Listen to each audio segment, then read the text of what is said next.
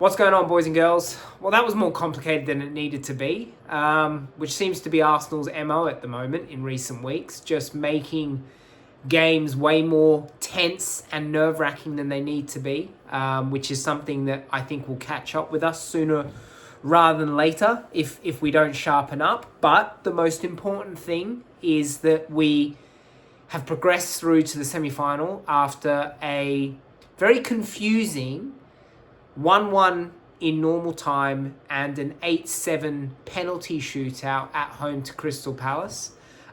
Plenty to talk about in this game. A lot of positives. A few concerns, if I'm being honest.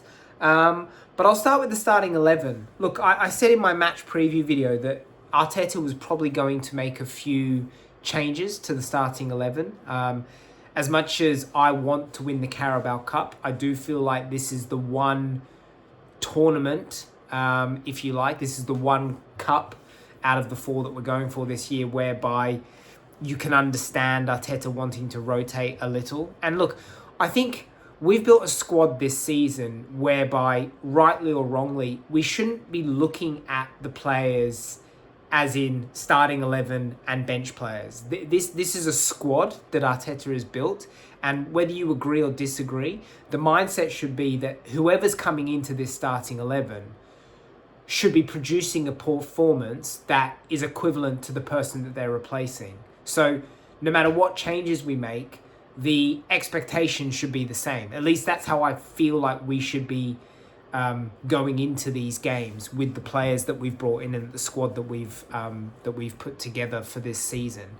Now, the problem with making so many changes, like Arteta did for this game, I believe 8 or 9 changes to the team that started against Everton, is you would think that would mean that you maybe aren't going to be at your most fluid best. You know, you've got players who haven't played a lot of minutes, you've got players who haven't played together much at all, and so you would expect that to produce maybe at least a somewhat disjointed performance. But I think if you look at the game in its entirety, particularly that first 45 minutes, I'd have to say that wasn't the case at all. I think the first 45 minutes was a really strong 45 minutes from Arsenal. I thought we were more direct. I thought we were more aggressive. I thought we tried to play a more high-tempo type of game, and I think we did everything that you want us to do at home in a cup game of this nature.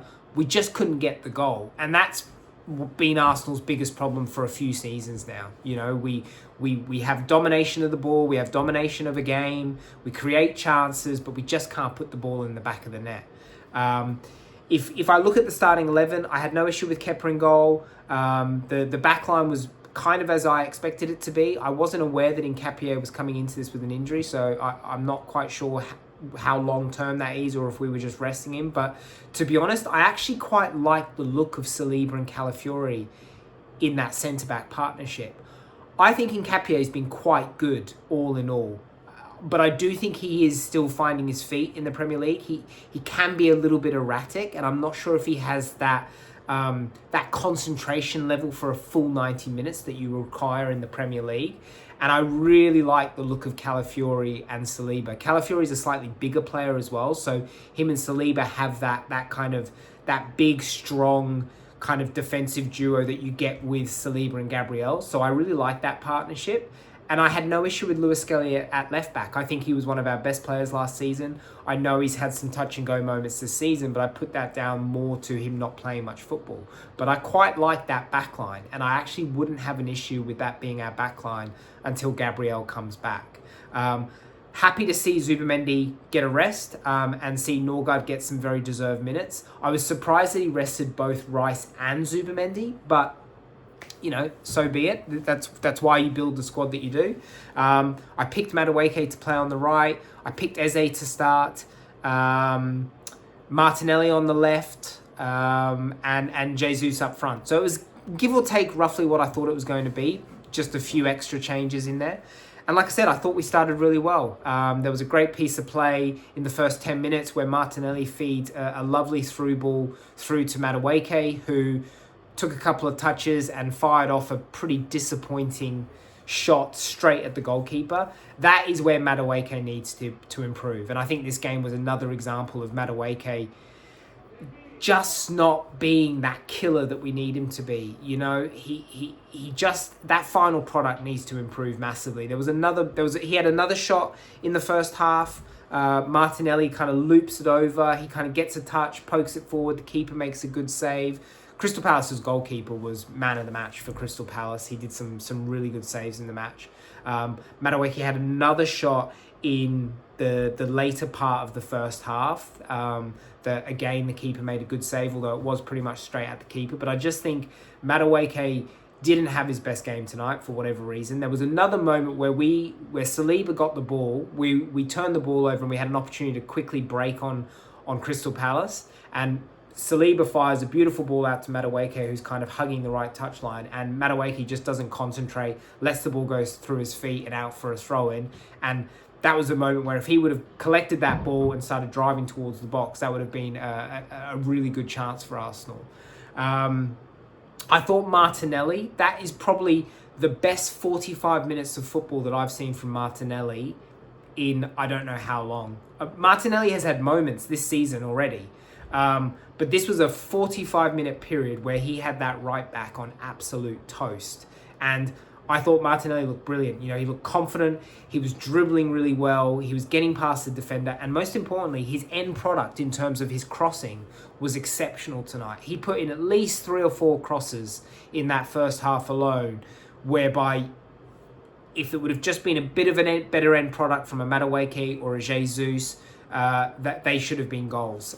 So I thought Martinelli was exceptional in that first half. It was a shame to see him get that kind of knee clash right at the end of the first half. He couldn't continue in the second half.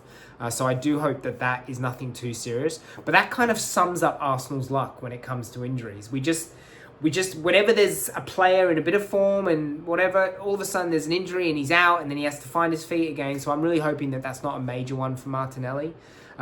Jesus had a great header, which was a great save from the Palace goalkeeper. Again, that was Martinelli's cross.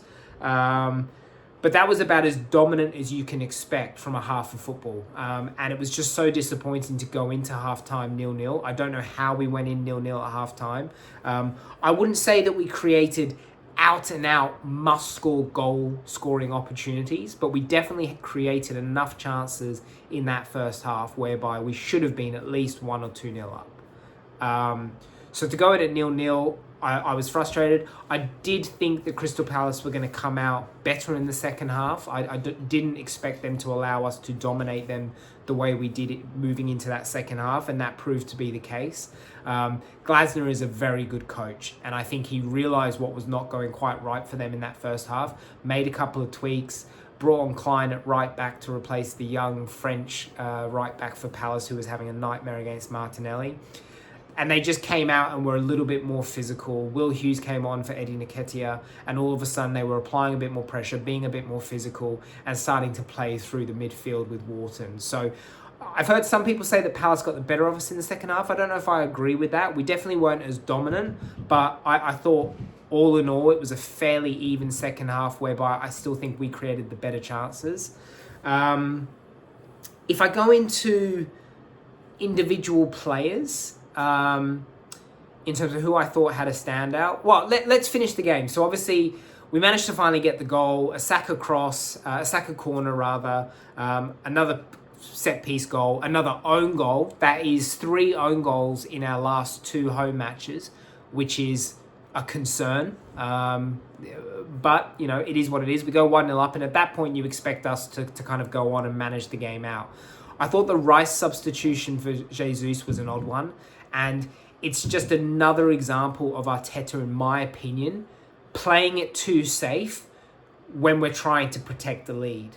I think at home against Crystal Palace, I don't see the need to bring Rice on when you already had Norgard, Merino on the field. I didn't see the need to bring Rice on, particularly when you were swapping Rice for our number 9 in Jesus. Why not bring on Gyökeres?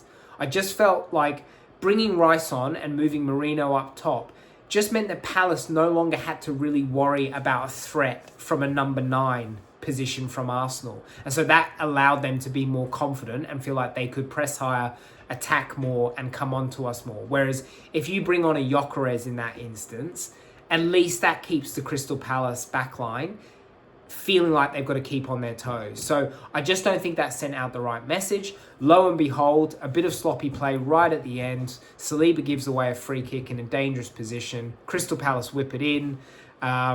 They get to the header first. I thought it was a bit poor from the Arsenal defenders to not get there first on that free kick.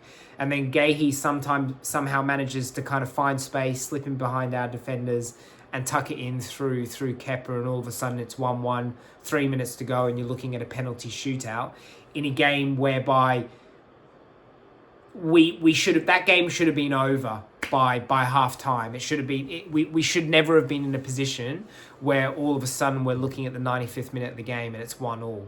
I think another concerning point is the fact that is now a few games now. Sunderland away, Aston Villa, Wolves at home, Crystal Palace at home now, where we're conceding goals in the 90-plus minute. That is a concern for me. I think we're very good attacking set pieces. I'm not convinced that we're as strong defending them at the moment, and I'm worried by the late goals that we're conceding. So I think that's something that we really need to kind of sharpen up on.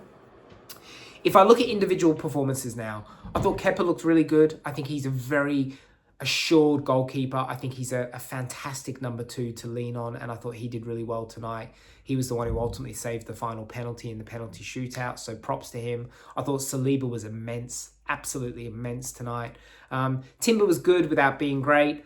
I thought Calafiori, like I said, I like that centre-back partnership. I thought Lewis Skelly had one of his better performances for the season. I think he did some really nice stuff across the game. There was a moment in the second half where he kind of picked the ball up deep in his own side, spun a player, drove forward, passed it to Odegaard, and that was just kind of prime Lewis Skelly. So it was nice to see him have a good game and kind of look confident again. I'd like to hold a special mention for Christian Norgard. I thought he was really tidy today. I think he's a player that's been underutilized by Arteta so far in the season, and I think tonight he proved that he's definitely someone who can come in to maybe lesser games and definitely do a job in that 6 role. He absolutely mopped up everything tonight. Whenever the ball was in the air coming towards our backline, he got his head on it and intercepted it, and I just think he did everything he needed to do, very composed, very calmly, and didn't really put a foot wrong for me. So I thought that was a really impressive performance. I thought Jesus looked lively. He looked really sharp. But again, Jesus did exactly what we expect of Jesus, which is he ran around, he worked hard, he linked up well, he got himself into good positions, but he's got to put the ball in the back of the net. There were a few occasions tonight. He had 2 really good headers, which weren't easy opportunities, but you can kind of let him off for that. And then I think he had a few chances in that second half. One at the back of a really good piece of play from Arsenal, a counter-attack from Arsenal where Trossard drove it through the middle, fed it out to, I think it might have been Rice, who then fed it onto Jesus, and Jesus tried to curl it into the right corner, and the keeper got a save to it. There was another moment in the second half where the goalkeeper kicks it out. Saka, of all people, gets a header, heads it into space. Jesus runs onto it and just kind of, although it maybe wasn't the clearest of goal-scoring opportunities, he didn't even get the ball on target. He blazes it over, and you just think there's too many occasions where Jesus is just too wasteful in front of goal, in my opinion. And so for as much as I think Jesus brings to this team from a technical point of view in his link-up play, I still need to sort of see more from a goal-scoring point of view. In terms of players who disappointed me, I thought Madueke on the whole was poor. He just needs to improve. If he wants to have any chance of genuinely competing Saka for that right wing position, his end product needs to go up massively. I thought Eze, this was another performance where I was just left feeling frustrated by Eze. He just seems too casual. He just seems to kind of want to sit on the ball too long. He doesn't seem to want to do anything too risky, dangerous. I don't see him trying to play that killer ball. I don't see him driving forward. I don't see him trying to get shots off. He just seems to be playing really within himself at the moment, which is a concern. And I could see the disappointment in his face when he got substituted. I think he felt like that was a missed opportunity for him. I thought Marino was so-so. I think he spent too long on the ground moaning and getting pushed over too easily. Yeah, I think that's about it really in terms of players who kind of underwhelmed me. I thought, again, Martinelli, I did touch on it at the beginning, but I think Martinelli, that was a really encouraging performance from him, and I'd like to see a lot more of that. Substitutes that came on, Odegaard came on, didn't do a lot. Saka came on. Again, I know it was his corner that led to our first goal, so, there was definitely a little bit more kind of end product threat from Saka. Rice came on, like I said, didn't really feel that was a wise substitution. I didn't think it was the right substitution because I think it allowed Crystal Palace to try and take over the game a little bit more and not have to worry about us from attacking standpoint. And then we go into penalties. And the one thing I will congratulate Arsenal players massively for is every penalty taker did an absolutely top job with their penalty. They were some of the cleanest, best penalties I've seen ever. And that's the Palace players too. Like, the goalkeepers got absolutely nowhere near all of those penalties. I thought in particular, Timber, Trossard and Saliba's penalties were proper ice cold type of penalties. Trossard in particular, top right corner. Timber, just because you kind of don't expect that from Timber. I thought that was really cool. And then Mr. Saliba, Mr. Cool himself, that was almost like a no-look penalty into the bottom left corner. I mean, he has to be one of the most cool, calm, collected centre-backs I've seen in the Premier League for some time. So, yeah, look, it's the fine margins in football. And as much as we shouldn't have been in that situation, once you're in that situation, you've got to get the job done. And that's what Arsenal did tonight. So I was really, really impressed by the penalty shootout. And it was a must-win game for me. I've said from day one, this is a really important trophy to me. It's a trophy we haven't won for a very, very long time. And this is an opportunity for this squad to get their hands on silverware nice and early and build that confidence as we go into the final stages of the Premier League, the Champions League, and the FA Cup. So I massively want us to win this one. It now sets us up for a double header against Chelsea in January, which will be difficult, but I back us. We're at Stamford Bridge in the first leg. I've heard Caicedo is suspended for that one, so that's a win. And then we bring them back to our place in the second leg. So it's set up for a tasty semi-final. And all in all, a nice early Christmas present, although I would have liked it a little bit easier than it was, but it is what it is. Let me know what you think in the comments. Who was your standout player? Who do you think disappointed? And let me know what your overall thoughts were of the game in the comments. Don't forget to like and subscribe. I wish you all a Merry, Merry Christmas, and I'll see you soon. Bye.